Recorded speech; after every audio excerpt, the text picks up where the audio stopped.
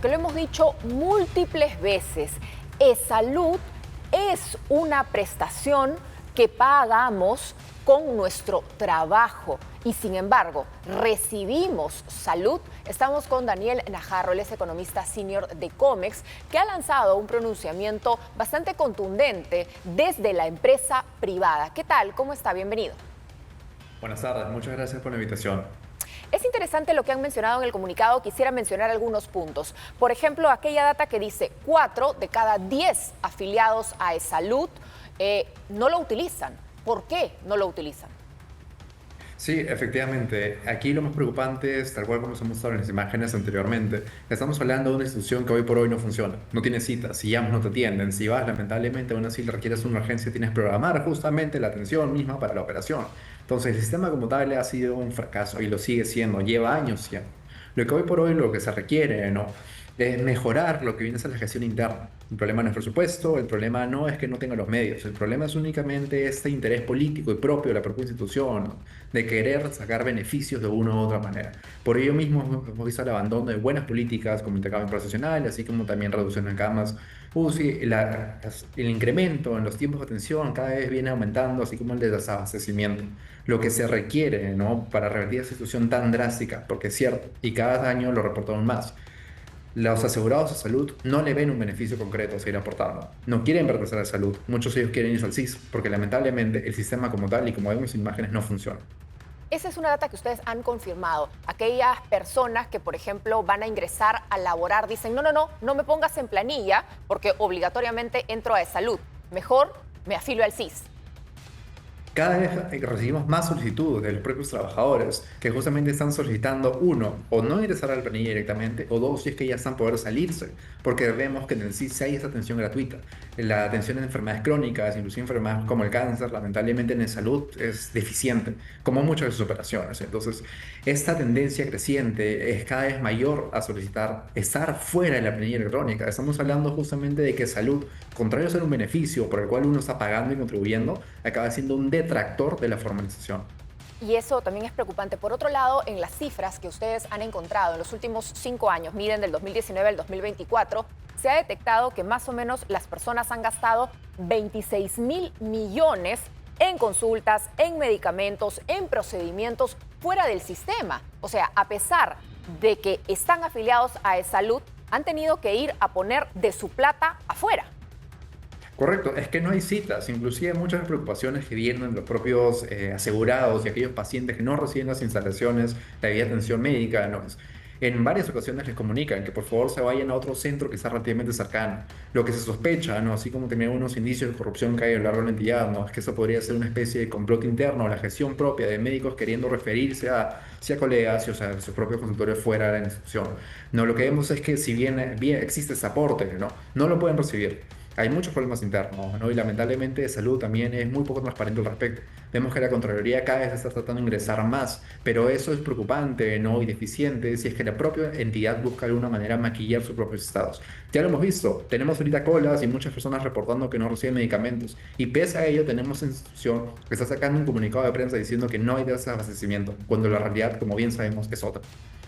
Es preocupante. Desde los gremios organizados privados, que son los que al final del día aportan, con el trabajo de cada una de las personas, aportan, han tratado de buscar reuniones, ya sea con el Ministerio de Trabajo o con la PCM, no sé, con algún, o con la Presidencia Ejecutiva de Salud, buscando un cambio. ¿Cuáles serían las propuestas? Si entendemos, estamos creo que de acuerdo en que es un sistema que no da para más, que ha fracasado, que no está funcionando. Entonces, ¿qué hacemos? Sí, en realidad, para responder lo primero, este tema de salud no es reciente, lleva años. Inclusive pre-pandemia ya hablábamos de que el sistema era completamente nefasto, iba a ser insostenible, en algún momento iba a pasar lo que estamos viendo ahora, la pandemia simplemente lo hizo. Desde previo a la pandemia ya teníamos inclusive consultores internacionales que habían venido, bueno, a justamente establecer una serie de medidas. Y ahora lo que proponemos no es justamente nuevas cosas, sino en realidad todo aquello que estaba pendiente. ¿Qué es lo que tú requieres para que salud funcione? Lo primero es justamente cambiar la gestión del directorio. Estamos teniendo hoy por hoy un tripartismo incompleto, en el sentido de si bien tienes tres representantes del gobierno, tres empleadores y tres los trabajadores, esos trabajadores muchas veces solamente representan al propio grupo de trabajadores de la entidad, lo cual genera un severo conflicto de intereses y nos trae que hoy por hoy tengamos que, por ejemplo, de salud destina más de la mitad de todo su presupuesto a lo que vienen a ser únicamente planillas y que pese a ello, pese a las deficiencias que hay, pese a que faltan medicamentos, cada vez otorguen más bonos y algunas prestaciones adicionales en favor de los propios trabajadores. También necesitamos un ente rector claro. En realidad, en principio, salud está adscrita al Ministerio de Trabajo, pero no vemos un ministro de Trabajo que justamente se involucre en tomar las riendas del caso. Vemos una salud más o menos independiente que trae sus propias reglas de juego. Inclusive, es importante aclarar eso. Entonces, ¿qué pasó en la última ley de presupuesto? Salud es una empresa pública. En principio debería ser regido por el FONAFE. En la última ley de presupuesto, como una disposición complementaria, una bancada en específico, APP, solicitó que para este año, posteriormente, ¿no?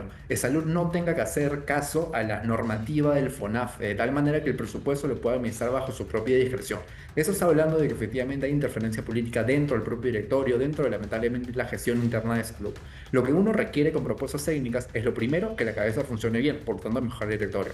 Pero segundo, también apostar por cosas que ya han funcionado en el pasado. Cuando nos remontamos a la época de la pandemia, cuando evidentemente la propia necesidad de urgencia nos llevó a justamente tomar medidas más aceleradas, teníamos más intercambios profesionales, que básicamente permite que cualquier asegurado de salud pueda atenderse en el SIGIS, pueda atenderse en una clínica privada. También tuvimos un incremento masivo en telemedicina. Las teleconsultas llegaron a 9 millones.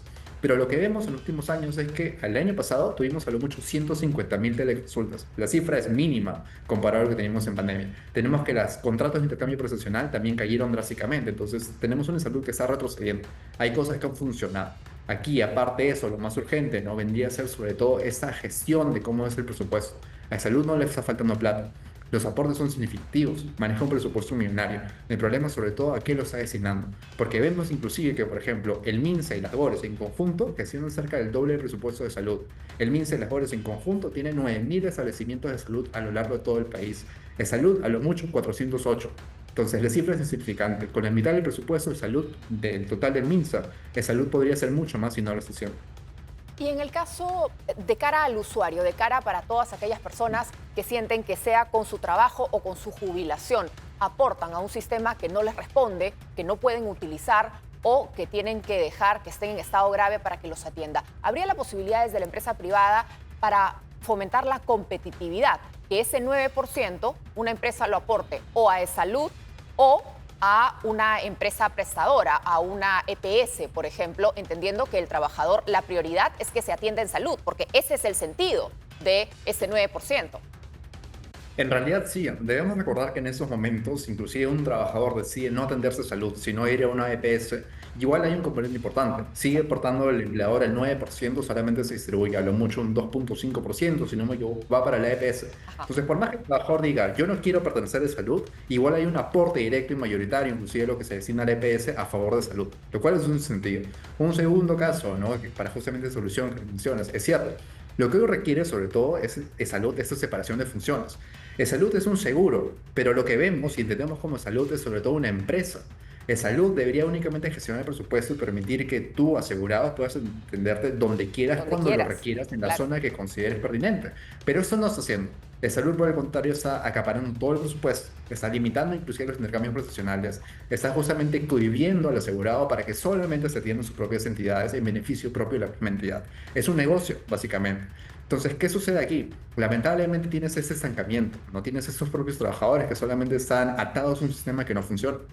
Muy bien. Muchísimas gracias, Daniel, por conversar con nosotros, por darnos estos aportes de cara a esta crisis que realmente no parece ser urgente para nuestras autoridades. Muchísimas gracias a Daniel Najarro, economista senior de Comex Perú. La pregunta